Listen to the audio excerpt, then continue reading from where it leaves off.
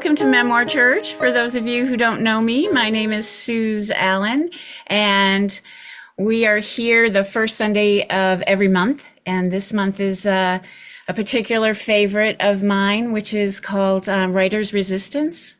And I do this church, Memoir Church. It has nothing to do with the religion. It has something to do with the worship and the love of words and shared stories. I really believe they carry the human spirit forward. And now more than ever, we need that kind of communion. We need to lift each other up and give each other a hand. And our shared stories, it grows empathy, it grows compassion, it grows love, it grows togetherness.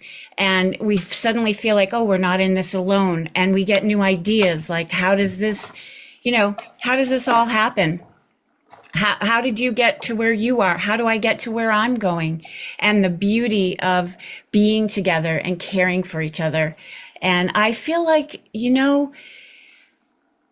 anything that gets us in this articulate space that's connected to our heart and our souls and our bodies, where we can share, something happens. There's an energy there. There's something delicious that connects us. And we take something of each one of us with the other. And it's this beautiful way of being in the world. And we are in a situation right now where I think we're being asked to not be together, and we're asked to be fearful, and we're being asked to other, and telling our stories. And it doesn't mean we have to agree, but telling our stories makes us come together. But welcome everybody. And so today is something that we do every other month. I implemented it once the new administration got put in charge, and it's called Writer's Resistance. And the theme is always living in this America, and whatever that means for us. Some people bring something that's from their past that they wrote a long time ago that's still resonant today, and they revisit it. It's poems, personal essays, and the sense of and memoir stories, how we're feeling, what's happening to us and our beloveds in this particular time, and how we're coping and that kind of stuff. So welcome. And I'm thrilled today to have some of my favorite writers in the room. I have Jen Babcock and Lisa Stathopoulos, and a newcomer to Memoir Church who I've been working to get here for a while, Happy Mason. Roland Tech unfortunately couldn't be here because of a scheduling conflict. Hank Greenspan and Nancy Enkwintz. And I will be reading myself as well. Dissonance, disharmony, cacophony, the news, the noise is seeping into my pores, my dreams. I wake up a leaden dredge dredging the pit of my stomach, clogging the throat of my voice. I'm unsettled, off-kilter, discordant. This feeling, waiting for the other shoe to drop, is cellular. I grew up wondering and waiting for the thud, but could never predict it, just go down under its weight when it hit. Off guard, always off guard. Raised by a liar most pathological, one whose concocted stories became her truth once she repeated them enough, her secrets and lies became our family lore. I choked on, it's not right, it's not fair, screaming into my pillow, the injustice, she can't do that, that's not right, that's not fair. And now, in the world, he can't do that. She can't do that. They can't do that. It's against the law. Oh, but he does, and she does, and they do. And there seems to be no justice, just hell to pay. This ancient state of my being, once only personal, now universal. Suspicion is the air we breathe. What's real? What's true? Propaganda? AI? And so I keep asking, where are my feet? Here on the earth, firm? Where are your eyes, the ones I trust, that I can look into and know the truth? Look at me. Look at me. Look at me. Where is the sky, the sun, the moon, the ocean, the animals, the dirt, the trees, the flowers? Take me to them. Bring them to me. I will find them. So above, so below. What is my gut saying? My intuition and my logic, my barometer, my lodestar? Where is my breath? Bring it deep inside, through my nose, down to my feet, down to my toes. Ground me. Ground me. Ground me. Where is the love? Find it and bring it to me. Let my own find you and blanket you with company and empathy. Where is the joy? Breathe it into my senses, all of them, into our collective breaths, our search for meaning in our own souls and in the communion of our souls. Where is the grace? That which comes unbidden and forgives and elevates and washes one clean. I stand in the state of it always. Where is the beauty, the awe, the wonder? Just there, just here, under our feet, over our heads, in front of our noses. I start with my constitution, my empathy, my love, my passion, my art. And when I am strong, I reach out to you and I build a trust. And we share a raw honesty that can sustain me when the ground shakes, when the shoe strikes, when the bombs fall. Here is my hand, my heart, my soul, firm in its flaws and its love. Take each, take hers, take theirs. Circle the universe, holding on to each other. I ask myself every day, is it okay to feel joy in this challenging, difficult, heart-wrenching time? And every time I answer yes, joy is a form of resistance. Hmm. Bombs have dropped, war to create peace. Dissonance, disharmony, discordance, contradiction. The men in my family fought in 2 wars, World War II and Desert Storm. One was called the Good War, the other, not so. Lives were saved, lives were lost, lives were changed. No matter what, I tend to go with Edwin Starr, who in the 1970s sang, "War, what is it good for? Absolutely nothing." Because it means destruction of innocent lives. War means tears to thousands of mothers' eyes when sons go off to fight and lose their lives. It ain't nothing but a heartbreaker, friend only to the undertaker. A war is an enemy to all mankind, and the thought of war blows my mind. War has caused unrest within the younger generation, induction, then destruction. Who wants to die? Oh, where are my feet? Where are yours? Thank you. Oh, Thank you so much. And now we will go to the wondrous Hank. I'm looking for Hank Greenspan. There he is. Woo! Hi, Hank. Hello. We're ready to rock? I'm ready to rock. Ready to rock. Writing has been difficult. I get ideas, but the energy to pursue them flags quickly. I don't think it's writer's block. It's a combination of distraction and fatigue. I call it distraction would also work, but maybe it Sounds a little like cosmetic surgery.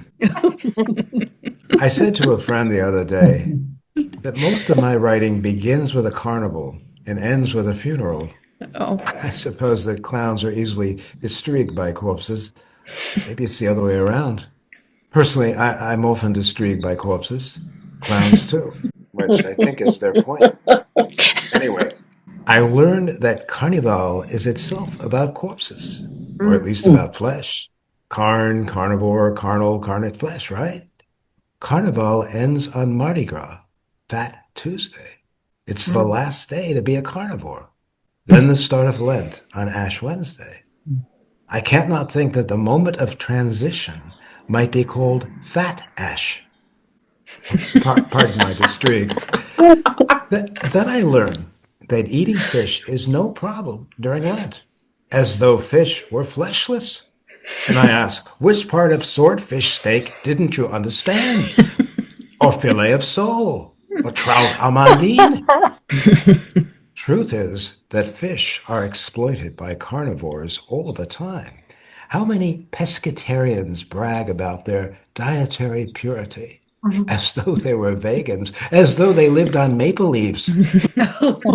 Fish, my friends, fish should organize, fight discrimination, resist being defamed as parsnips with fins. But that may be the least of their problems. I digress. Let me be clear. I am not against eating fish. I am all for it. I do it often. It's about respect. We should not discriminate on the basis of blood temperature or having fuzz. I mean, look at a peach. I suspect I carry all of this in ancestral baggage when my family exodused from Egypt. Extrapolating from my Uncle Saul, it's a sure bet that they didn't sprint through the crack in the Red Sea. As fly fishers, they recognized an opportunity. Cast to the left, cast to the right, drift the number 6 dry fly across a wayward puzzle when Moses isn't looking. Your staff, my rod. All of which raises gastro-theological questions. Why the rush? The tribe could have pitched tent right there. The Egyptian army was wet toast. Yul Brynner was bereft. They could have left off the red for some time and saved us from a lot of trouble thousands of years later. None of it makes sense. Mana is plopping down PRN. Why was around sand dunes baking matzah? They could have chowed down on mahi mana tacos. Missed the boat there, literally. All of which reminds me, in a distressing way, that there's a guy named Hank Greenspan in Hawaii who runs a deep-sea charter boat. This is true. I know that because I accidentally landed on his Facebook page on my way to mine.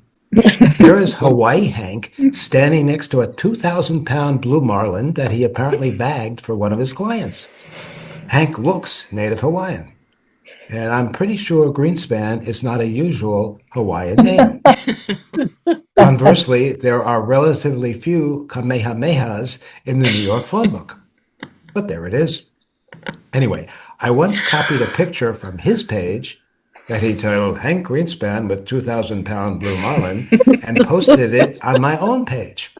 And some of my Facebook friends congratulated me on the catch. I'm pretty sure they meant it. Uncle Saul would have been proud. Speaking of blue marlin, AI, in its infinite wisdom, tells me the following, quote, marlin can be eaten, but its taste is often described as gamey or, quote, fishy.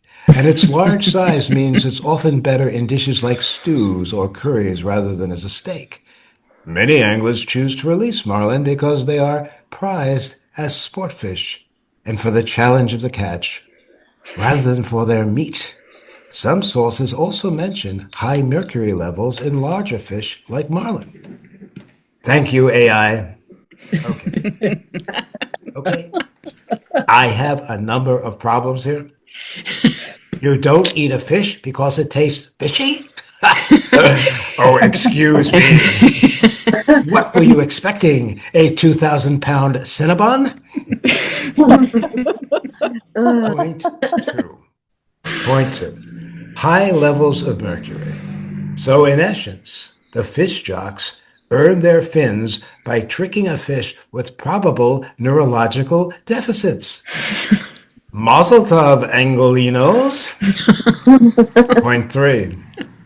And what sporting cred do you get for spending 3 or 4 hours jerking around a 1-ton demented Cinnabon and then releasing the poor thing so it can swim off until it gets messed with again? Disgusting. Now, at least Hawaii Hank had the good sense to haul his incapacitated trophy back to the dock, hang it 15 feet above the smiling Hank, and get a picture for all of this for Facebook. Probably good for business. And one hopes the fishy fish was later diced, cubed, and curried to cook up 1 ton of wonton mercurial marlin stew, perhaps during Lent, rather than used for shark bait, which is a lot more likely. Shark bait. Or the other way around. My favorite book as a kid was Hemingway's The Old Man and the Sea. I read it 6 times, and I watched the flick 5. Spencer Tracy. Catching a huge marlin is a 10-year-old's wet dream, semi-literally. It's a good story for our own distriguing times. In Hemingway's book, Santiago is an old Cuban fisher guy who'd caught nothing in 80-plus days. He wasn't fishing for sport like Hawaii Hank and his clients. He was fishing to eat and to feed. So he goes out on his rickety rowboat and, short story short, ends up hooking a humongous marlin. It takes 3 days just to get the fish to the boat. The marlin drags Santiago halfway to the Azores, but it finally tires and gets hauled in. Santiago lashes it to the side of his boat. Sharks arrive.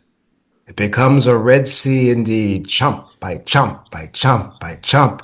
They consume Santiago's marlin. And by the time Santiago gets back to shore, the marlin is mostly skeleton. Carnivore dreams of fleshless fish indeed. I'm distrigued by the ending of Gatsby, written decades earlier, because I read Fitzgerald and Hemingway in the same 10th grade English class. And so we beat on, boats against the current, borne ceaselessly back into the past. Today, we are many old men and women at sea, distrigued and preyed upon by sharks far more voracious than Santiago's, Fitzgerald's, or Hemingway's. Thank you, Hank. How lovely. Thank you so much. And next up, we have Lisa Stathopoulos. Hurt. It gets pretty dark, I'm not gonna lie, inside and out. Lights blaze, but it's still dark. It's always darkest before the dawn. I've been awaiting Aurora with bated breath. She's late. It's better to light a candle than to curse the darkness. My flame's fading. This little light of mine, I'm gonna let it shine. Nasty, niggling nursery song. I hear it always in a minor key. The opposite of dark is light. I find mirth, black mirth, hard won. Edgy humor glows up the murk. I don a surprising smile, an easy smile, they call it, a gift from Mom. I have her smile, a scowly child and an often annoyed adult, but I'll give my warm, full smiles freely. No hoarding. I don't save them up for later, for someone more important than you. Who's your dark companion? Who, Slim? He lurks, keeps to the shadows, always has. Most days my side eye has him back on his heels. I lean into the sun because he's the worst at night. Rock and roll, my meager garlic then, my flimsy crucifix. I got myself out of a black place once. Sort of, sort of got out. Scot-free. You know, lucky Scott. Free. Good for Scott. Has his own saying. I hope he appreciates his good fortune.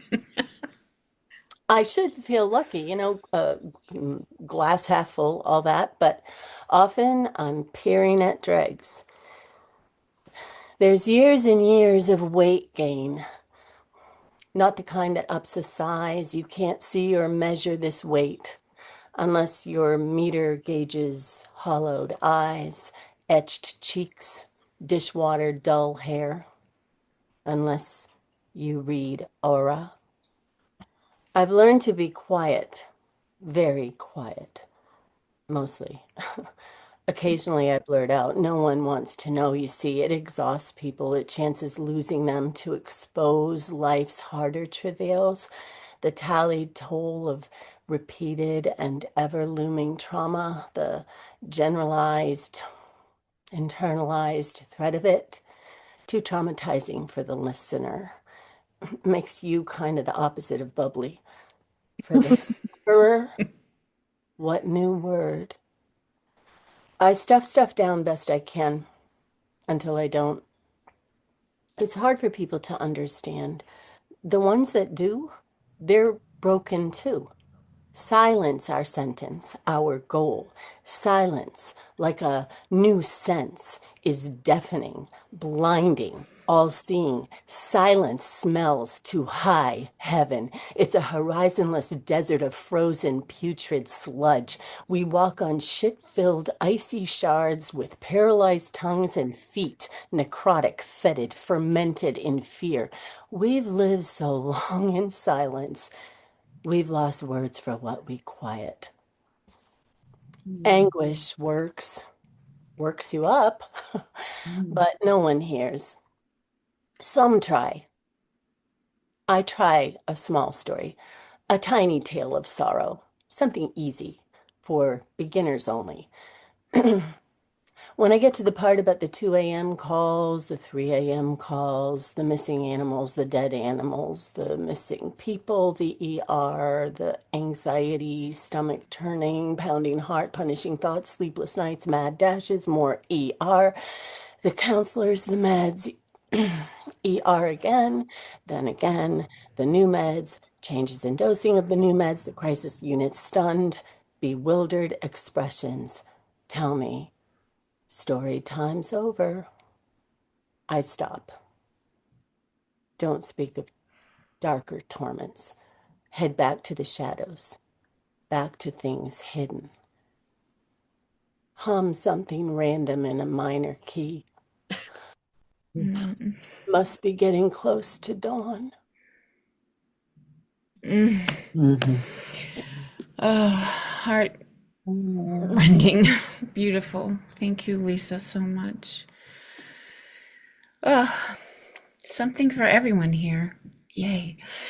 Nancy Inkowitz. No one left to win. I don't speak until I trust the words. I hold back. I edit myself. I miss my moment. I stay quiet even when the cost isn't mine alone. Don't mistake my quiet for indifference. Take anti-Semitism. I wish I could wipe it off the face of this earth. That's a child's wish. I grew up a generation after the Holocaust and still hesitate before dropping that H-bomb in polite company. I've watched its weight evaporate while louder voices take the air. I've let them. I'm less willing now. It's a small rebellion. It counts. Call me a Semite. It's not just semantics. It's woven into my identity. Call me an anti-Semite. That leads to a word I brace for, Israel. Like the Holocaust, it rearranges the air. Call me anti any race, religion, or sexual orientation, the fine print we sign and claim to honor. I grew up with the news always on. pundits on the airwaves, opinions around the dinner table. I rarely said boo. When I finally work up the courage to speak, whether across a dinner table or into a glowing Zoom square, I'm cut short or dismissed. That's when I'm not on mute. Why is it acceptable, even tragically hip, to shout for the rights of indigenous peoples and harbor a blind spot for Jews? Firebomb the firebombed, violate the violated, blame the already buried. Call it justice. Who gets to rank suffering? Who sits on that tribunal? The voice inside my head comes from earlier regimes, dead or alive. Their logic survives. Their ambition is erasure of Jews, and anyone who wishes the fine print will save them. With billions of stars in the sky, even this fight looks small. The stars don't intervene. Anti-Semitism still lands here. Yet I'm still here, a Jew, an introvert, an earthling. Don't you carry more than one identity too? Some of us aren't protected by that fine print we sign, certainly not Jews. How about you? Geoffrey Hinton, a pioneer of modern artificial intelligence, says human extinction isn't science fiction. We're creating tools that could outthink or outmaneuver us and slip beyond our control. That's the trajectory, no metaphor, no hyperbole. Make something powerful enough and it erases the anti-Semites, the Semites, and the rest of us too. No one left to argue. No one left to win. The universe won't blink if AI blows the planet to smithereens. A machine that can't care won't blink either. One moment we're arguing, the next, the lights go out. That darkness isn't theoretical. These tools already move faster than we can supervise, guiding markets, weapons, biology. We may not be able to shut them down. They don't hate, they don't forgive, they don't care, they execute. AI doesn't invent our hatred, it trains on it, it concentrates it.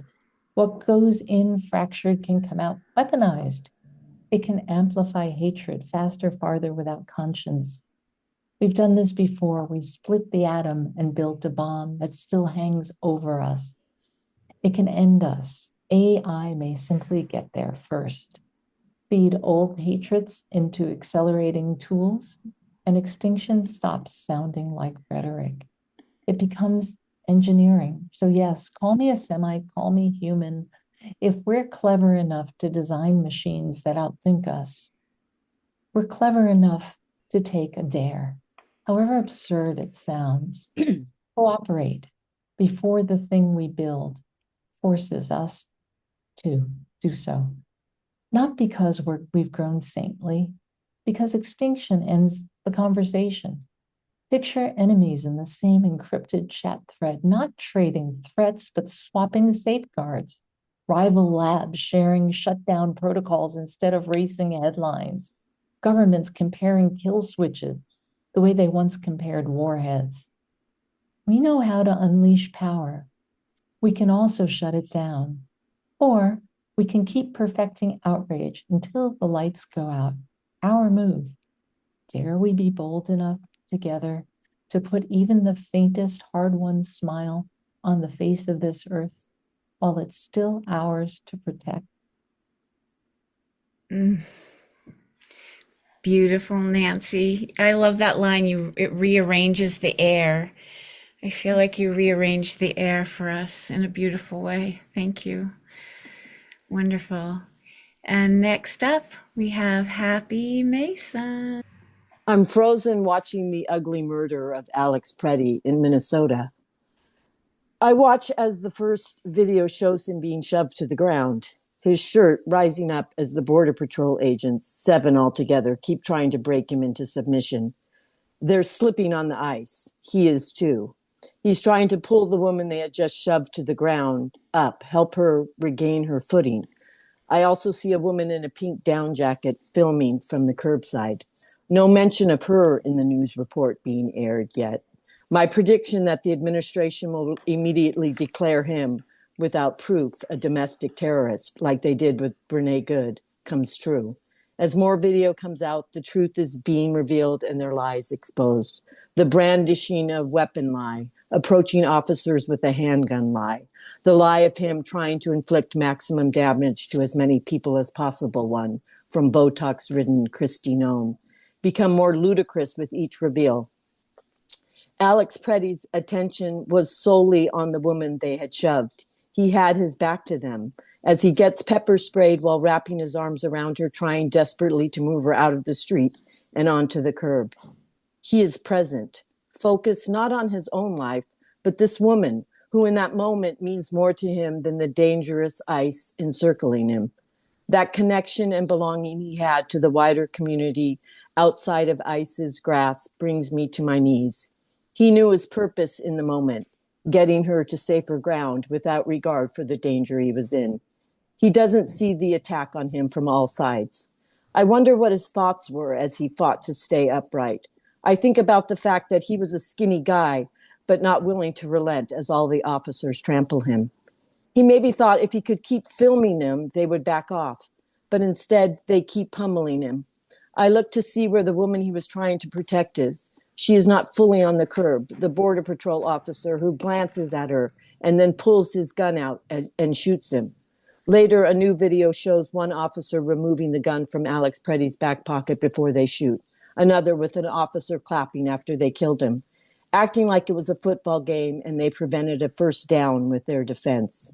I keep thinking with the release of each new video and the new details, they will soften their stance, admit wrongdoing, tell us the names of the officers. Instead, the name of the victim, but no names of the murderers, no detaining them, no questions asked in real time of their motives, no video from Alex Preddy's phone and these magazines they keep saying he had. I can't get the image of him being shot in the back. I can't get the image of him being shot in the back out. I remember when Trayvon Martin was killed and George Zimmerman acquitted in the stand your ground state of Florida.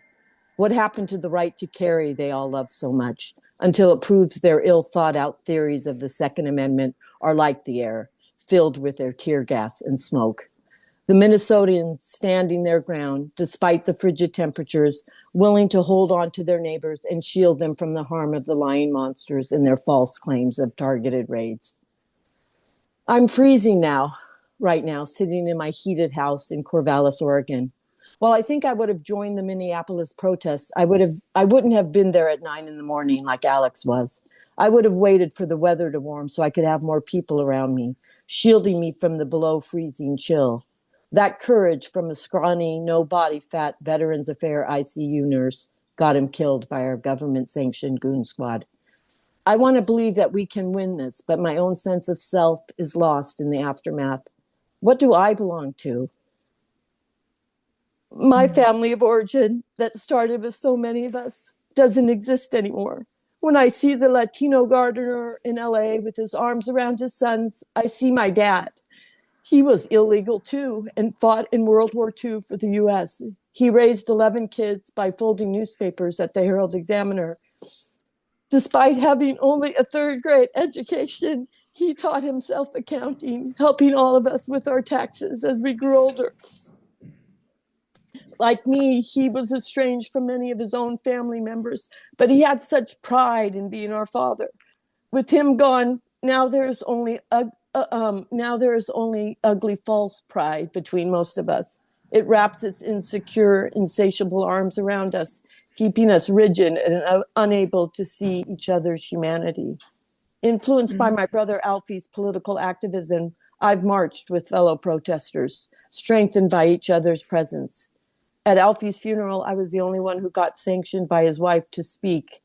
I spoke about being physically separated from him most of my life, but also seen by him in the same way he saw his students, fellow teachers, and administrators, but not by his family of origin. Too busy fighting for the tit, they didn't celebrate his many academic, civic, and professional achievements like I did.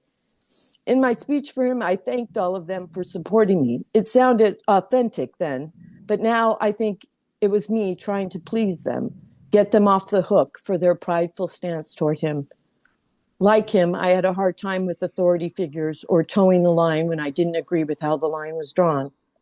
Like Alfie and Alex Preddy, I can be present. I was present when Lark needed me as her husband started mentally breaking down, present when Jolly went into the hospital with a serious bout of diverticulitis, present when Delight called in the middle of the night crying about her marriage. Watching Alex Preddy focused only on the woman he was trying to help, I relate. His singular focus wrapped him in empathy.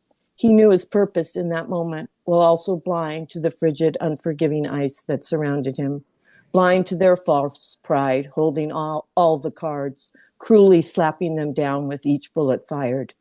While their bodies couldn't escape their bullets, Alex Preddy and Renee Good's hearts did survive and grab the hearts of all of us willing to see, reclaiming a pride in our shared humanity. Knowing that I do belong in this family of brave citizens lessens the sadness of standing helpless outside of the icy walls of my family of origin. I'm going to suit up, gloves, hats, and a courage I'm not sure I have, joining everyday people fighting to stand in the midst of all the knee bending around us. No, beautiful, happy. Wow, amazing story. The personal coming out of the political and finding the heart. It was so gorgeous. I really appreciate you sharing so deeply. Lovely. Jen Babcock. Hi. Hi. Part 1. Whenever I'm on a plane, something about the height, being above the clouds, waiting, observing as I hover above the unstable, white, misty shapes around me, makes my emotions streak upwards higher and higher, want to pour from my eyes. Only wings and trajectory support us, and the thoughts come, touch me, then tag team with others. Where is my place? What ground will I care for? Where do my loyalties lie? And what about my country right now? What I see before me is bleak, inhospitable, and inhumane. We have a monster in power, evil impersonated. On this flight, I have prayed for truth to come to the surface, enough to remove power from him. There is nothing good and nothing true that comes from his mouth or from his policies. He is all about revenge, greed, and destruction. Our country has turned from what I thought was a free, beautiful, and welcoming land to a land with so many turning to their vomit and spewing foulness. What has happened to the land of my birth? History is erased. Truth is hidden. Right now, people are being eliminated. Still, immigrant families are being pulled apart, detained, abused, disappeared in my country. This is not only horrific because it's wrong and destructive, it's also personal. Some of my children are immigrants born in now banned countries. In addition, all 3 of my sons-in-law were born outside of the United States. One came on foot from El Salvador as a 5-year-old. Another is from Ghana, another from Ethiopia. The last 2 came here on fiancé visas not long ago. Their processes are still in process. And if they tried to come now, they would have no chance. My family members wouldn't be mine. We wouldn't have our little grandson. The people in their countries are not permitted to travel to America. When I was younger, in my mind, the older generations that held prejudice and hate towards people who were not like them were a dying breed. Their prejudice could end with them, and then the world would be a better place. But that's not what happened. The older generations fed their children the same vile formulas that they were fed, and their children, while I was in school, needed to suppress their prejudice, thoughts, and actions because they were increasingly socially unacceptable. But still, things were done in secret or through public microaggressions. And when the climate of our country changed to let the worst of thoughts roam free, The restraints of dignity were ripped off their crude heads, and they charged forward to change the world for evil. There is no middle ground. People are choosing sides, and those sides have no gentle sloping space between them. There is a cavern deeper and darker than is possible to see between us. I am not ready, not just in a physical sense, but emotionally. I am not ready for this constant barrage of suffering. It's not okay. It's not okay. Temporarily, I close my eyes. I try to breathe, to soothe my anxiety that ever bubbles up my abdomen. At home, I still do projects. I create. I make beauty. I wish I could stay above the clouds, the fear, and the danger. From above, the problems are almost invisible. It's the only place to find peace for a moment. But still, I have to land. Part 2. It's starting. The storm that was predicted. As with all predictions, there's variance. How many inches, how much ice will keep us hedged up in our houses? I stood on my balcony in the heavy darkness, not a star visible in my sky. I took a deep breath of the frigid air and I heard it, almost like the rustling of the wind moving dry leaves in the bare branches. I believed my ears before my eyes could confirm, but still I went inside to get my phone. The light didn't reach far into the darkness. It was deep and void. But I held my light there on the railing, daring the ice pellets to show themselves. Then I saw them, confirming what I had heard. I turned off my light and listened. There was no questioning my ears. The rustling got louder and louder. This was the pouring of frozen tears onto every surface, every branch, every rooftop, every blade of grass, letting loose the truth of something that lies could not question or hold back. Nature is mirroring life. It's starting. There's no question of what we're hearing. The light almost can't pierce the darkness of what is happening in our country. The movement of chilling evil is coming faster and harder, louder, hitting every branch, every rooftop, every blade of grass, letting loose the kind of horror that our country hoped to never, ever repeat. But the evidence is damning. Tomorrow I will wake up in my warm bed and see what was delivered to the world outside. Will it be as bad as it was predicted? Will everyone be covered with ice? Thank you. Thank you so much, Jen. Beautiful. Beautiful. Everybody. All right, I'm going to take us out with one more piece. And I just want to thank you all for coming. It's beautiful to have you all here. And we're here the first Sunday of every month. Okay, so this last piece is a poem and then an addendum that I had written a while ago. It's called News Drunk.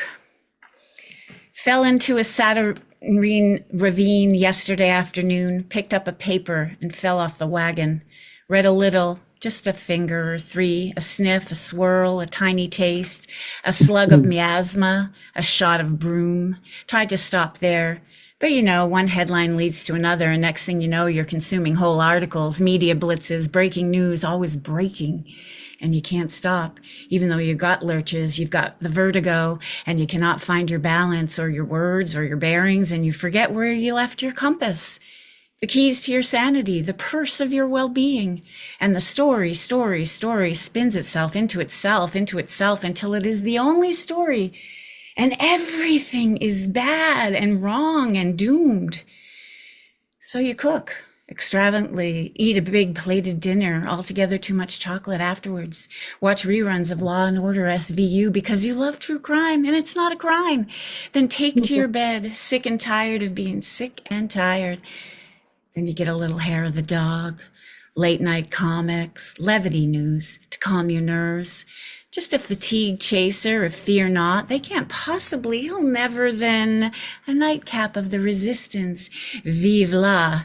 And you lie awake, stone cold sober, try to read your book, which unfortunately or fortunately is a paragon about Israeli and a Palestinian who lost their daughters to war, but they become friends, and that is comforting.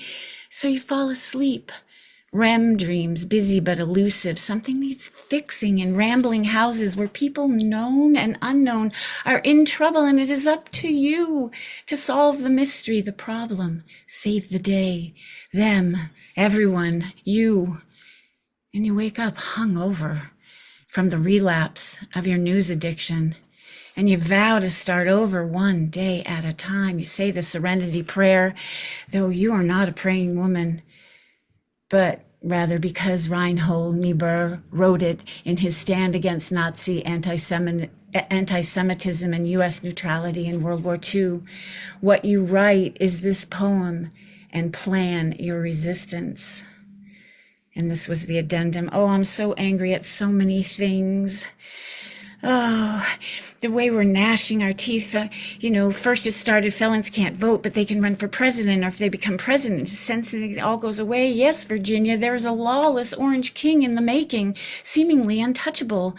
Thumping Bibles he's never read, making money hand over fist, appointing crooked judges, weaponizing the Justice Department, taking food out of the mouths of children, criminalizing the poor, the unhomed, the downtrodden, ripping away healthcare, mental health care, away from the elderly, the families, the sick, the addiction sufferers, penalizing being other, LGBTQ+, a person of color, a legal immigrant, an illegal immigrant, an asylum seeker, women, giving them no choice in the decisions of their own bodies, letting them die in parking lots rather than offering a life-saving medical procedure, risking lives and killing people around the globe.